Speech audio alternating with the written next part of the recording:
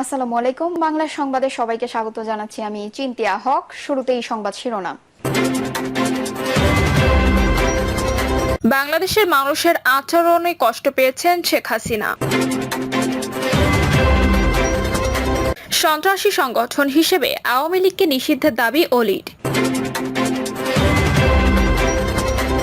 অন্তর্বর্তীকালীন সরকার গঠন নিয়ে বামপন্থীদের সঙ্গে আলোচনা না করায় সিপিবির উদ্বেগ।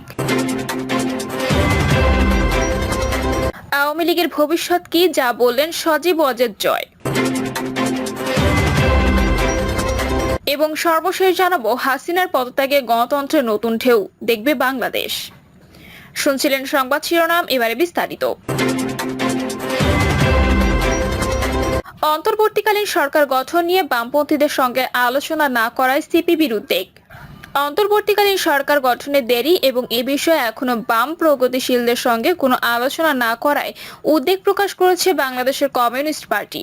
সিপিবি বলেছে, অথচ বাংলাদেশের দেশবাসীর সামনে বলা হয়েছে যেসব রাজনৈতিক দল ও বৈষম্য বিরোধী ছাত্র আন্দোলনের সমন্বয়কদের সঙ্গে আলোচনা করা হয়েছে। সিপিবির সভাপতি মোহাম্মদ শাহ আলম ও সাধারণ সম্পাদক রহিন হোসেনের পাঠানো এক বিবৃতিতে এই উদ্বেগ প্রকাশ করা হয়েছে। অন্তর্বর্তীকালীন সরকার গঠনে বাম প্রগতিশীল দলের সঙ্গে কোনো আলোচনা না করায় দেশবাসীর মধ্যে উৎকণ্ঠার সংখ্যা বৃদ্ধি পাচ্ছে বলে বিবৃতিতে দাবি করা হয়েছে। রাষ্ট্র জনগণের জানমালের নিরাপত্তা নিশ্চিত করতে ব্যর্থ হচ্ছে উল্লেখ করে সিপিপি বলেছে, দেশের বিভিন্ন স্থানে ধর্মীয় সংখ্যালঘু সহ জনগণের জানমালের উপর আঘাত হানা হচ্ছে। একই সঙ্গে নতুন করে দখলদারিত্ব ও লুটপাটের ঘটনা ঘটেছে। এ অবস্থায় অবিলম্বে রাষ্ট্রকে যথাযথ উদ্যোগ গ্রহণ করে অতি সত্বর অন্তর্বর্তীকালীন সরকারের ঘোষণা এবং জনগণের জানমালের নিরাপত্তা নিশ্চিতের আহ্বান জানিয়েছে সিপিপি। বাংলাদেশের মানুষের আচরণে কষ্ট পেয়েছেন শেখ হাসিনা। শেখ হাসিনার সঙ্গে সর্বশেষ কথা হয়েছে জানতে চাইলে জবাবে সজীব ওয়াজেদ বলেন, তার সঙ্গে আমি গত মঙ্গলবার কথা বলেছি। তিনি সুস্থির আছেন, তবে অনেক কষ্ট পেয়েছেন। আমাদের দলের এবং সংখ্যালঘু সম্প্রদায়ের অনেক মানুষের প্রাণহানি হওয়ায় ব্যথিত। বাংলাদেশের মানুষের আচরণে তিনি অনেক কষ্ট পেয়েছেন। তিনি বলেন, আমি এবং আমার পরিবার বিদেশে বড় হয়েছি, সেখানেই বাস করি। বাংলাদেশের ডিজিটালাইজেশনের জন্য আমি বিনা পয়সা উপদেষ্টা হিসেবে কাজ করেছি। আমি সফল হয়েছি। বাংলাদেশের গ্রামগঞ্জে আমি ডিজিটাল কানেক্টিভিটি নিয়ে গেছি। তিনি আরো বলেন, সেই বাংলাদেশের মানুষ আমার মায়ের সঙ্গে এরকম করেছি। আমার নানাকে অসম্মান করেছে, যিনি এই দেশের প্রতিষ্ঠাতা। এটা মেনে নেওয়া আমার জন্য অনেক কঠিন। বাংলাদেশের মানুষের সাথে আমি আর কোনো সংস্রব রাখতে চাই না। যখন ঢাকায় শেষবার শেখ হাসিনার সাথে সংক্ষেপে সজীব ওয়াজেদের কয়েকবার কথা হয়, তখন অনেক হইচই হচ্ছিল। তখন সংক্ষেপে শেখ হাসিনার সাথে তার শেষে যে কথাটি হয়েছে তা হলো, মা তোমাকে এখনই দেশ ছাড়তে হবে। তার বোনের সাথেও মায়ের কথা হয় বলে তিনি জানান। তার বোন সাইমা ওয়াজেদ জাতিসংঘের একটি দপ্তরের কর্মকর্তা হিসেবে ভারতে থাকেন। তখন দেশ ত্যাগের জন্য শেখ হাসিনাকে কতটা সময় দেওয়া হয়েছিল জানতে চাওয়া হলে সজীব ওয়াজেদ বলেন, আসলে কোনো সময় দেওয়া হয়নি, কারণ বিক্ষুব্ধ লোকজন গণভবনের দিকে মিছিল করে আসছিল। সুতরাং তাদের সেখানে পৌঁছাতে কতটা সময় লাগবে সেটুকু সময় তার হাতে ছিল, তবে তাকে নির্দিষ্ট কোনো সময়সীমা পেতে দেওয়া হয়নি। এ নিয়ে একটি ভুল তথ্য রয়েছে। কোনো রকম প্রস্তুতি ছাড়াই শেখ হাসিনা শেখ রেহানা বাংলাদেশ ছেড়ে চলে যেতে বাধ্য হয়েছেন বলে তিনি জানান। সন্ত্রাসী সংগঠন হিসেবে আওয়ামী লীগকে নিষিদ্ধের দাবি অলির। লিবারেল ডেমোক্রেটিক পার্টির প্রেসিডেন্ট অলি আহমেদ বলেছেন, সর্বসাধারণের উদ্দেশ্যে বলতে চাই, স্বৈরাচারের পতনের পর জাতি, ধর্ম, বর্ণ, রাজনৈতিক পরিচয় নির্বিশেষে সবার ঐক্যবদ্ধ হওয়ার সময় এসেছে। স্বৈরাচারী ও সন্ত্রাসী সংগঠন হিসেবে আওয়ামী লীগের নিবন্ধন বাতিল ও নিষিদ্ধ করতে হবে। অলি বলেন, নোবেল বিজয়ী ডক্টর মোহাম্মদ ইউনূস সহ নতুন সরকারের প্রতি আন্তরিক শুভেচ্ছা। তার উপর অর্পিত নির্বাহী দায়িত্ব পালনে সফলতার আশা ব্যক্ত করি। ছাত্র জনতার আন্দোলনে যারা শহীদ ও আহত হয়েছেন তাদের পরিবারের ক্ষতিপূরণ, পুনর্বাসন ও সুচিকিৎসা নিশ্চিত করার দাবি জানান সাবেক এই বিএনপি নেতা। সংযুক্ত আরব আমিরাত, সৌদি আরব, সিঙ্গাপুর ইত্যাদি দেশে সাজাপ্রাপ্ত বহিষ্কৃত বাংলাদেশিদের মুক্তি ও পুনর্নিয়োগ, পুনর্বাসনের ব্যবস্থা করার আহ্বান জানান তিনি। 2009 সাল থেকে যারা উপযুক্ত প্রমাণাদি ছাড়াই রাজনৈতিক প্রতিহিংসার শিকার হয়েছেন তাদের বিরুদ্ধে থাকা সব মিথ্যা মামলা তুলে নেওয়ার দাবি জানান অলি আহমদ। তিনি বলেন, যারা গ্রেপ্তার ও বন্দী হয়েছেন অবিলম্বে মুক্তির ব্যবস্থা করতে হবে। অলি আহমেদ বলেন, সাবেক সংসদ সদস্য ইলিয়াস আলী সহ সরকার কর্তৃক অপহৃত, নিহত ও গুম করা ব্যক্তিদের তালিকা তৈরি করে এর সঙ্গে যুক্ত ব্যক্তিদের বিচার নিশ্চিত করতে হবে, স্বতন্ত্র তদন্ত কমিশন গঠন করতে হবে। সাবেক এই সংসদ সদস্য বলেন, স্বৈরাচারী সরকারের সঙ্গে সংশ্লিষ্ট সব অভিযুক্ত ও পলাতক ব্যক্তিদের উপযুক্ত তথ্যের ভিত্তিতে গ্রেপ্তার করতে হবে, তাদের অবৈধ সম্পদ জব্দ করতে হবে এবং বিদেশে পাচারকৃত সম্পদ ফিরিয়ে আনার ব্যবস্থা করতে হবে।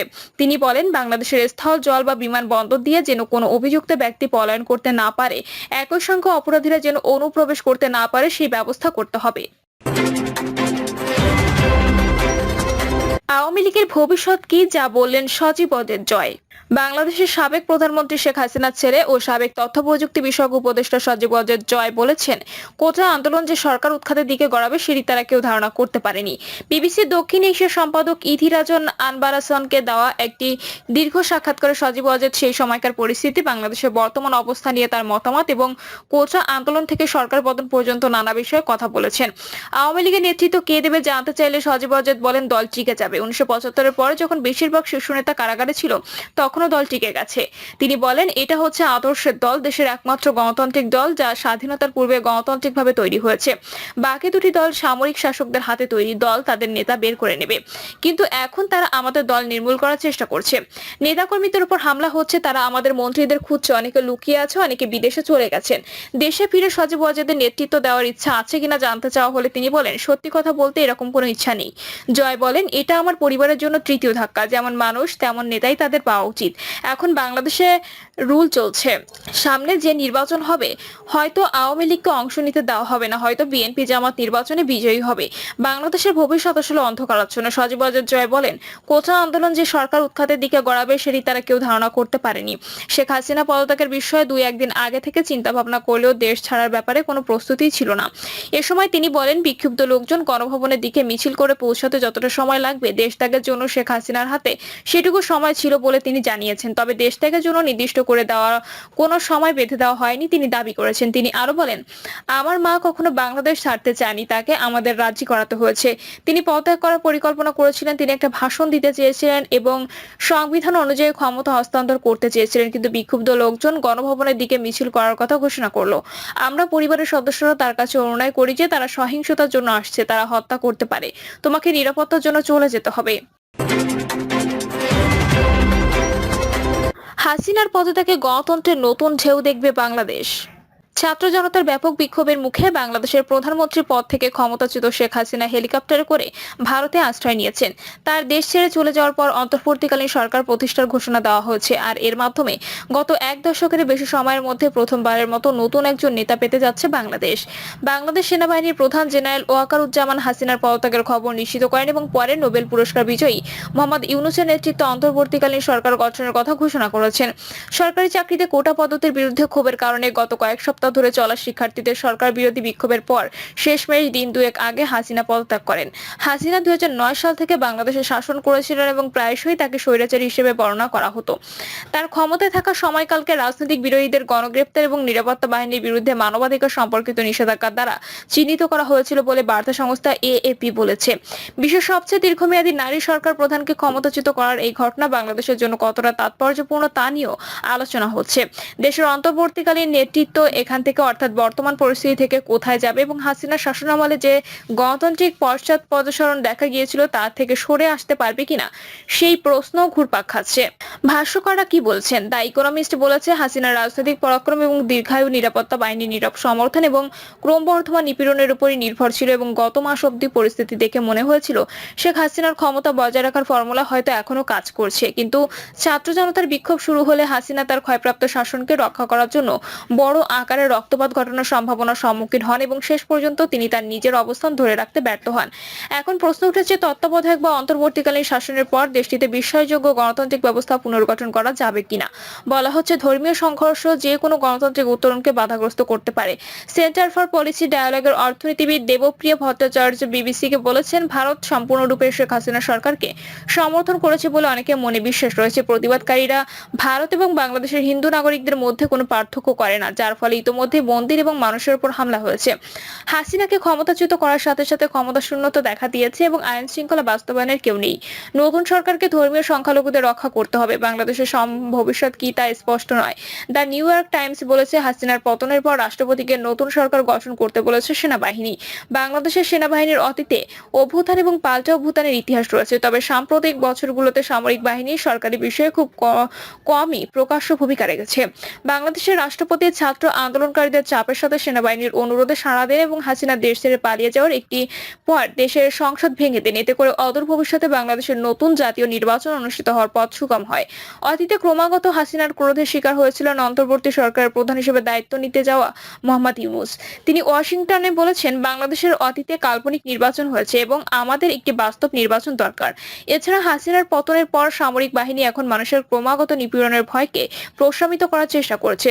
যদিও বাংলাদেশে ইতোমধ্যে উচ্চ বেকারত্ব এবং দুর্নীতি থেকে জলবায়ু পরিবর্তন পর্যন্ত একাধিক সংকট মোকাবেলায় করছে বলে দ্য অ্যাসোসিয়েটেড প্রেস জানিয়েছে। সেনাপ্রধান জেনারেল ওয়াকারুজ্জামান এখন অন্তর্বর্তী সরকার গঠনের জন্য কাজ করছেন। তিনি দেশের বিচলিত মানুষকে আশ্বস্ত করেছেন দেশের শৃঙ্খলা ফিরিয়ে আনা হবে। এছাড়া বিক্ষোভকারীদের উপর গুলি না করার জন্য নিরাপত্তা বাহিনীকে নির্দেশও দিয়েছেন তিনি। একই সঙ্গে হাসিনার পদত্যাগের পর দেশকে এগিয়ে নিয়ে যাওয়ার সর্বোত্তম পথ খুঁজে বের করার জন্য জেনারেল ওয়াকারুজ্জামান বিরোধী রাজনীতিবিদ এবং সুশীল সমাজের নেতৃবৃন্দের সাথেও বৈঠক করেছেন।